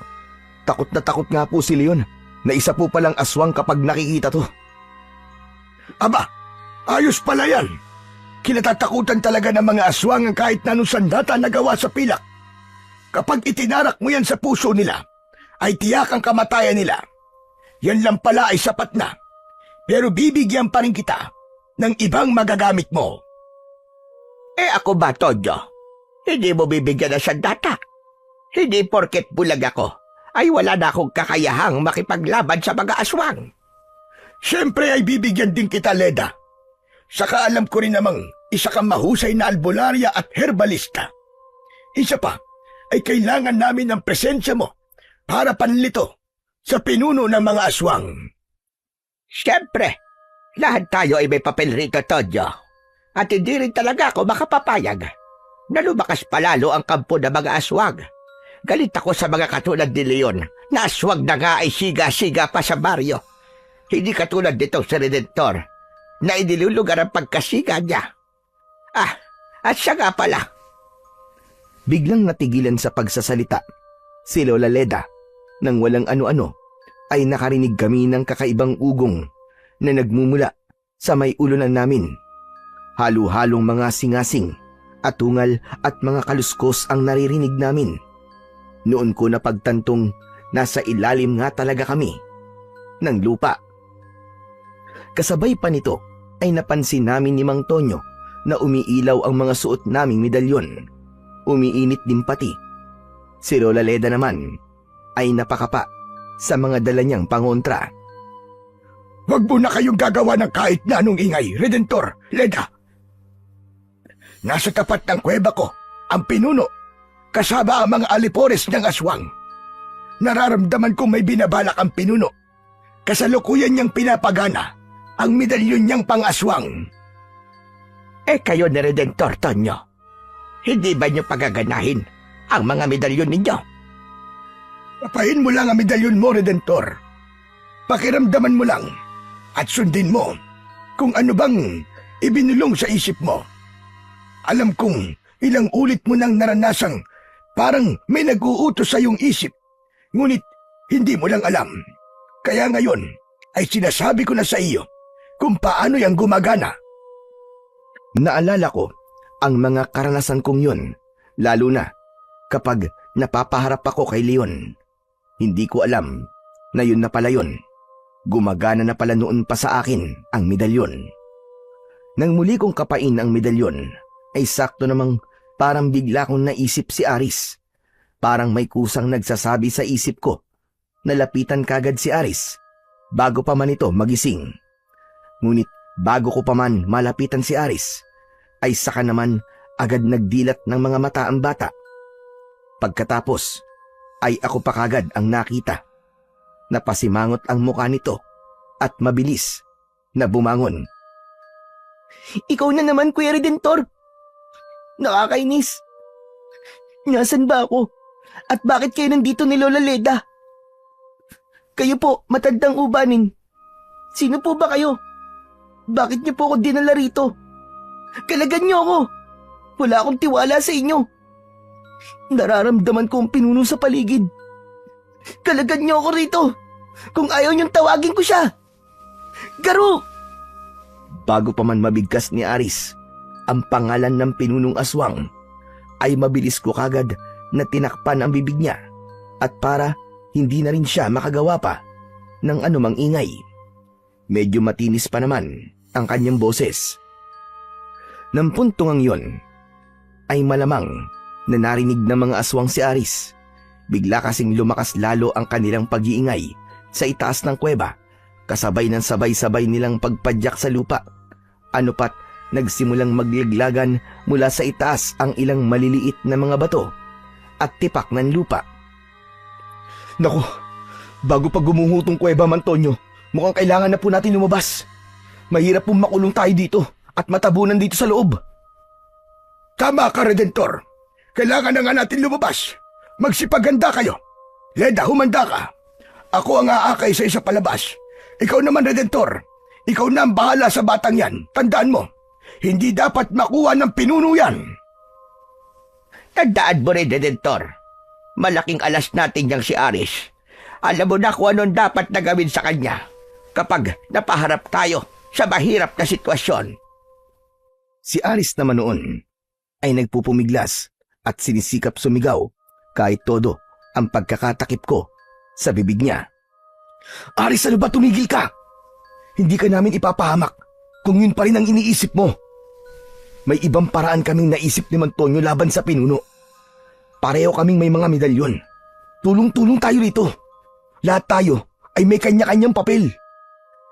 Ngunit lalong nagpumiglas si Aris na para bang ayaw na ayaw niyang madikit sa akin. Maya-maya pa ay ibinuhos niya ang buong lakas at mapuwersang kinagat ako sa kamay. Todo pigil akong napaigik na lamang para hindi makalika ng ingay. Natanggal ang kamay ko sa pagkakatakip sa bibig ni Aris. Lumayo ka sa akin, Kuya Redentor! Nasasagi ko ang lanseta mo. Ang init sa pakiramdam. Napapaso ako. Noon ko naman napansin na medyo nagkukulay pula ang mga mata ni Aris. Naku, ganun ba? Pasensya na. Pigilan mo ang pagiging aswang mo, Aris, ha? Namumula mga mata mo. Yang medalyon mo, Kuya Redentor, tignan mo. Kakaiba ang ilaw niya. Kakaiba rin ang nararamdaman ko ngayon, Kuya, sa nangyayari sa pinuno namin. Kinakabahan ako. Kayong dalawa, bilisan nyo. Sumunod kayo sa amin ni Leda. Sa kayang medalyon mo, Redentor. Kapain mo lang at humanda ka sa iuutos dyan sa iyo. Lahat tayo ay kailangan maging alerto at maparaan. Kailangan matalo natin ang pinuno ng mga aswang. Diyos ko, ang mga pangontra ko, Tonyo, sabay-sabay silang umiinit at kumukulo. Nakakakaba naman ito. Mukhang iba talaga ang lakas ng mga aswang na kasama ang kanilang pinuno. Mukhang mahihirapan tayong kalabanin sila. Inuulit ko, makinig kayong mabuti. Maging alerto kayo at mag-isip na mabuti kapag kaharap na natin ang pinuno. Obserbahan nyo ang bawat nasa paligid. Tandaan nyo ang kakayahan ng pinuno na manglito. Pagpapalit-palitin niya ang mga anyo nilang mga aswang. Ibig sabihin ay kasalukuyang nasa ibang katauhan siya. Kaya obserbahan niyong maigi ang mga makakaharap nating mga aswang. Talasan niyong maigi ang inyong pakiramdam. Tungkol naman sa posibleng paggana ng mga medalyon namin ni Redentor, baka pagpalitin-palitin din ang mga katauhan natin para lituhin din ang pinuno. Dapat ay handa tayong maging mapagpanggap. Nakukuha niyo ba mga sinasabi ko? Sabay-sabay kaming nagsitango ni na Lola Leda at Aris. Si Aris noon ay mukhang hindi na iwas sa amin dahil sa mga sinabi ko sa kanya kanina. Samantala, nang palabas na sana kami sa isang lagusan ng kuweba, ay napamura na lamang si Mang Tonyo. Nang sa may bukana ay napansin niyang sinira na pala ng mga aswang ang harang nito. Anak nang, humanda kayo! May mga nakapasok ng mga aswang dito. Kailangan nating umatras at sa kabilang lagusan naman tayo daraan. Aatras na sana kami para umalis nang biglang lumitaw naman ang nakapasok na mga aswang. Nang makita kami, mabilis kagad ang mga itong sinugod kami. Nang pagkakataong ding yon, ay naramdaman kong may kung anong iniuutos sa akin ang medalyon ko. Kaya naman ay inilabas ko ang lanseta kong gawa sa pilak at ang latigong ibinabad sa pangontrang langis na ibinigay sa akin ni Mang Tonyo. Aris, sumunod ka lang kay Mang Tonyo at Lola Leda. Ako nang bahala rito sa likuran nyo. Habang umaatras kami, ay kinalaban ko ang mga sumusugod na mga aswang. Napansin kong habang tumatagal ay parang natitigilan sila at nag-uusap sa kanilang mga mata. Maya-maya pa ay narinig ko ang isa na wag daw akong kakalabanin pagkat baka raw magising ang pagkaaswang ko. Doon naman may ibinulong sa akin ang medalyon ko. Nasa katauhan daw ako ni Aris sa paningin ng mga aswang. Nagulat ako roon, lalo na nang marinig ko pa ang isang aswang na kinukumbinsi akong sumama na lang sa kanila. Sinagot ko sila. Hindi! Hindi ako sasama sa inyo! Subukan niyo akong salingin at gigisingin ko ang pagkaswang ko! Diyan lang kayo at huwag susunod sa amin. Kung hindi, ay pagsisisihan nyo at malalagot kayo sa pinuno! Napalingon naman sa akin sina Mang Tonyo at Lola Leda na nagtataka at napapaisip. Alam kong alam na nila kung ano ang nangyayari. Nasulyapan kong napatango si Mang Tonyo at binulungan sina Lola Leda at Aris. Nang malapit na kami sa kabilang lagusan kung saan kami unang nahulog ni Lola Leda, ay napamura na naman si Mang Tonyo. Paano ay nakapasok na rin pala mula roon ang isa pang grupo ng mga aswang at kasama roon si Leon. Todo ngisi ang buang. Aha! At dito pala kayo nagtatago, ah? Pwes, malas nyo na lang. Dahil nakulong namin kayo ngayon. Hinarap ni Leon si Mang Tonyo at iba ang tawag nito rito. Inakala nitong ako si Mang Tonyo. Ibig sabihin, ang katauhan ko ay naipalit naman kay Mang Tonyo sa mata ng mga aswang. Bali ako si Aris at si Mang Tonyo naman ay ako. Ibig sabihin, ang katauhan naman ni Mang Tonyo ay nakay Aling Leda at si Aris naman si Aling Leda. Pinakadelikado ang katauhan ni Aris dahil aakalaing siya ang bulag at pinakamahina. Kailangan ko pa rin siyang protektahan. Ibinulong ko yun kay Mang Tonyo at ito na ang nagpaliwanag sa katauhan ng dalawa. Ano, Redentor? Ano? Dito ko natutuldukan ang pagiging bida-bida mong anak ka ng tokwa. Narito ng pinuno namin. Lagot kayo ngayon. Pero problema nyo na kung nasaan siya. Basta't narito siya. Sumagot naman si Mang Tonyo na akala ng mga aswang ay ako, kaya boses ko ang maririnig. Diablong buwang ka! Naburdado ng peklat ang mukha! Kabisado ko na ang pinuno nyo. Baka kayo ang lagot! Hindi nyo alam kung anong pinaghahandaan namin. Ikaw at ang pinuno nyo ang tutuldukan namin ngayong gabi! Ginagalit mo talaga ako ah! Pwes, tignan natin kung hanggang saan ang angas mo! Biglang pumitik sa hangin si Leon. Bunga nito ay kagad nangamatay ang sindi ng mga sulong nakasabit sa mga dingding ng kuweba. Binalot kami ng pusikit na kadiliman. Nanginginig na kumapit sa akin si Aris. Kuya Redentor, natatakot ako. Sobrang dilim. Hawakan mo akong maigi, kuya. Baka bigla na lang akong dukutin ng mga aswang. Huwag ka mag-alala, Aris. Nakalimutan mo na ba ang ibinulong sa'yo ni Mang Tonyo na si Aling Leda ang katauhan mo? Ako naman, ang nasa katauhan mo. Ako ang tatangkain nilang dukutin, pero hindi nila yung basta-bastang magagawa. Pero nakakatakot pa rin po, kuya. Saka parang may kakaiba po nangyayari sa akin na hindi ko po maintindihan. Parang nawawala po ako sa sarili ko. Ano bang ibig mo sabihin na parang nawawala ka sa sarili mo? Ngunit hindi na nakasagot pa si Aris nang biglang marinig naming pumitik din sa hangin si Mang Tonyo. Bunga naman ito ay biglang parang may nahawi sa mga mata namin. Nagtatakang tinanong ko si Mang Tonyo kung ano ang nangyari. Kinontra ko ang ginawa ng pinuno ng aswang, Redentor. Lumipat siya sa katauhan ni Leon. Ang Leon na nakikita natin ngayon ay ang pinuno pala mismo.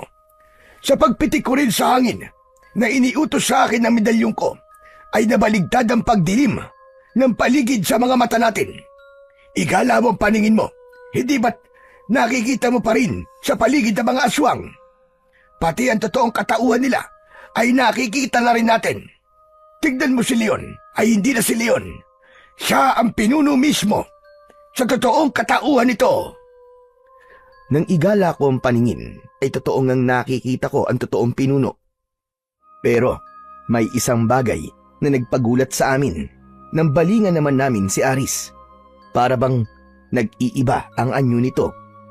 Nang lingunin ulit namin ang pinunong aswang, ay napansin naming pati pala to ay medyo nag-iiba ang anyo. Para bang nag-aagaw ang anyo nito at ang anyo ni Aris. Ganon din ang nangyayari kay Aris. Nag-aagawan ang kanilang pagkatao. Sukat noon din ay may natanggap akong utos mula sa medalyong ko na noon ay umiinit na naman at umiilaw.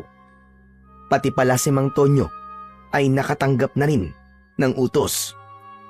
Madali ka, Redentor. Kisingin mo ang pagkaswag ni Aris para hindi siya makuha ng pinuno. Yung pala pakay niya, kaya pinatay niya ang mga sulo. Gusto niya magpalakas para matalo tayo. Ngunit habang binubulungan ako ni Mang Tonyo ng dapat kong gawin, ay narinig din naming inutusan ni Garuno ang mga tauhan niya na sugurin kami anuman ang mangyari. Nangunguna rito ang totoong si Leon. Si Mang Tonyo kagad ang nakita nito pagkat ito ang itinuro rito ng pinuno sa pag-aakalang ako ang matanda. Ang pinuno naman ay nakamata sa akin at parabang pilit nakikipagtalastasan sa mga mata ko. Pakiramdam ko ay hinihipnotismo ako nito kahit malayuan. Inaakala nito na ako ang batang si Aris. Walang ano-ano ay biglang tumalbog ang suot kong medalyon.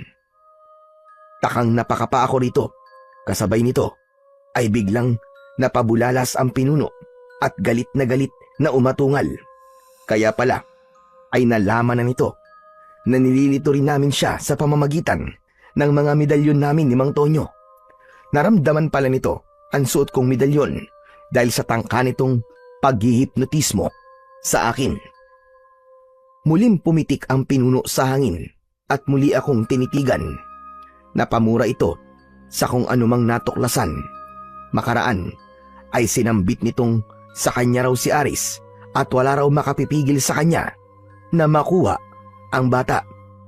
Pagtingin ko kay Aris ay nanlaki ang mga mata ko, nanlalong lumala ang nangyayari sa kanyang pagkatao. Ano na, Redentor? Bakit tuluyan ang makuha ni Garuno ang kaluluwa ni Aris? Dahil nalantad na rin pala ang totoo kong katauhan kay Leon, ay galit na galit ako nitong sinugod at uunahan sana ako sa gagawin ko kay Aris. Anak ng tokwa ka! At tinangka mo pa kami lituin, ha? Pwes, hindi ka magtatagumpay sa balak mong gawin kay Aris. Mga kalahi, pagtulungan natin siya! Sa pagkakataranta, ay inilabas ko ang lanseta kong pilak at marin itong idinikit sa balat ni Aris.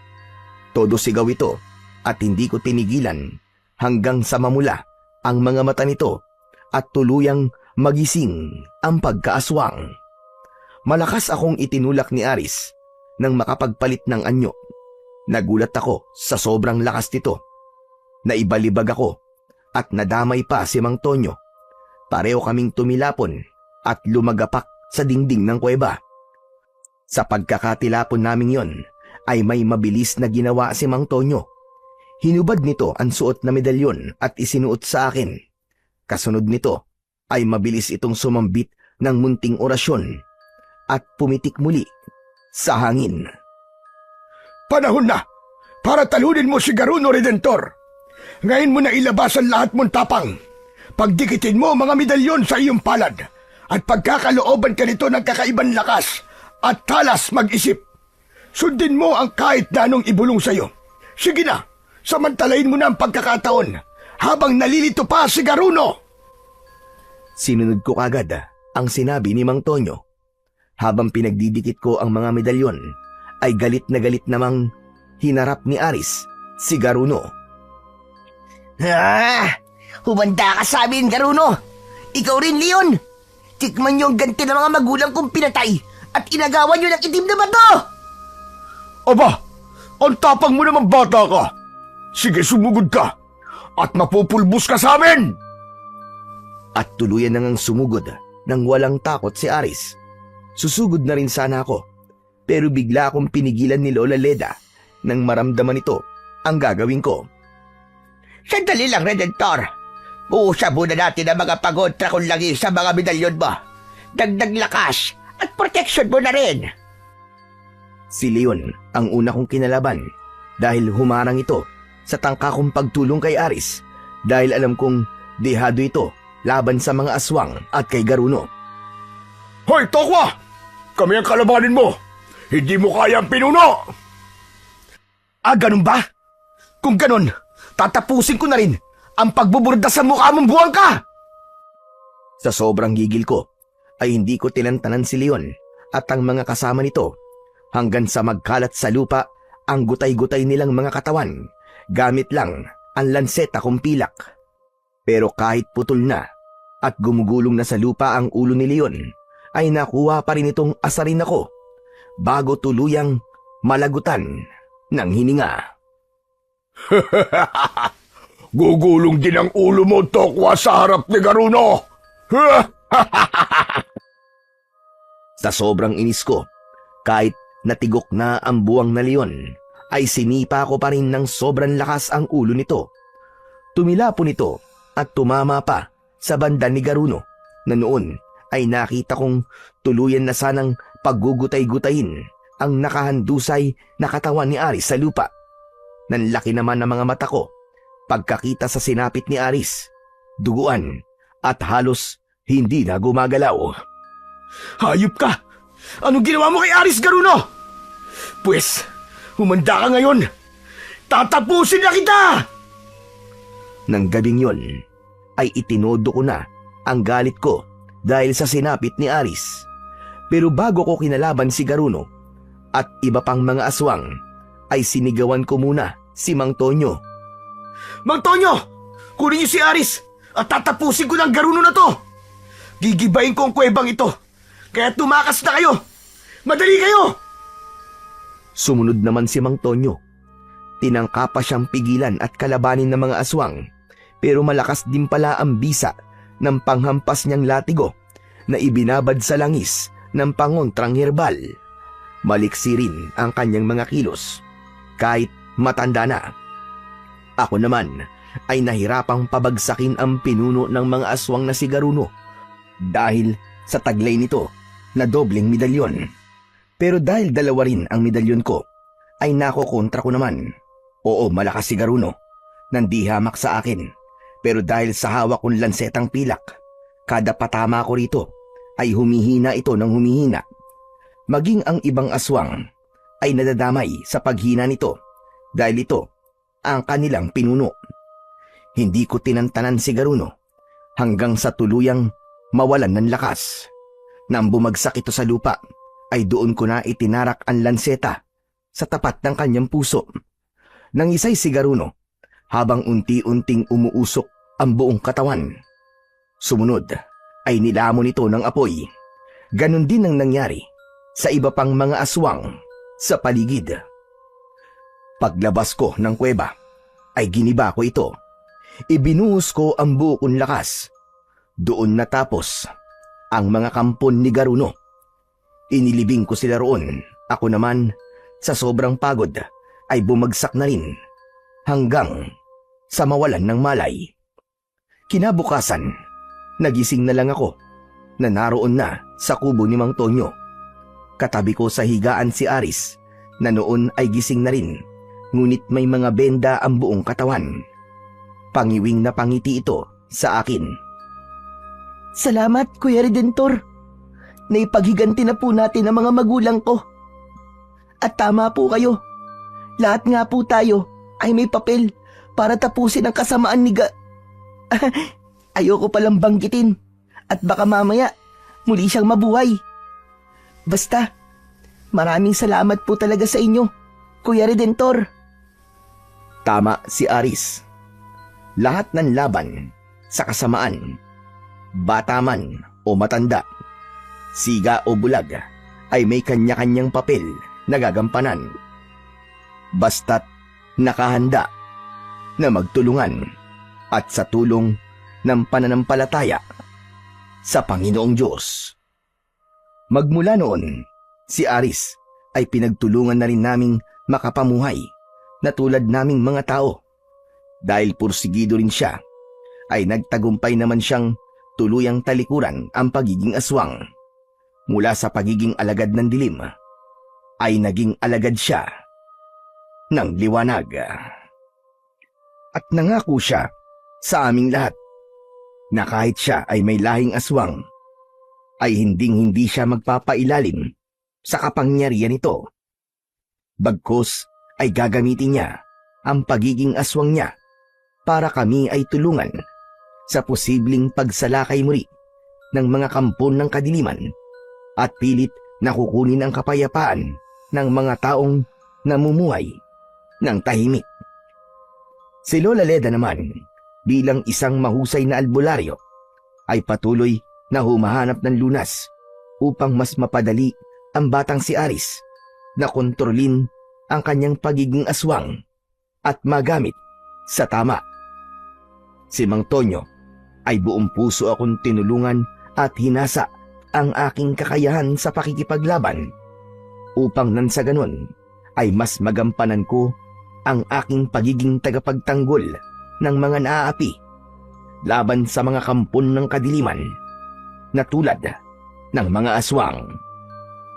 Nangako naman ako sa akin sarili na hanggang ako ay may lakas na lumaban sa tulong ng mga taong naniniwala sa aking kakayahan, na kahit pa ako ay nakilalang siga o barumbado, patutunayan ko na ako'y may puso para sa lahat at handang tumulong at magtanggol kung kinakailangan.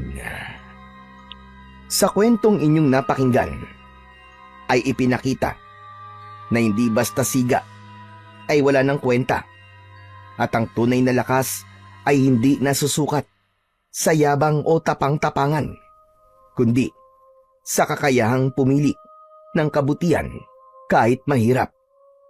Dahil sa kabila ng kanyang pagiging barumbado o siga, nagawa niyang tumindig at ipagtanggol ang mga tao laban sa kampon ng kadiliman na kinabibilangan ng mga aswang. At dito, naging malinaw na ang pagiging siga ay hindi dapat agad husgahan, sapagkat may kabutihang nakatago sa puso ng bawat tao. Kabutihang naghihintay ng pagkakataong umusbong. Sa gabay at tulong ng Panginoong Diyos, nagwagi ang liwanag laban sa dilim, at pinatunayan niyang ang kabutihan, gaano man kaliit, ay may kapangyarihang magpabago ng kapalaran.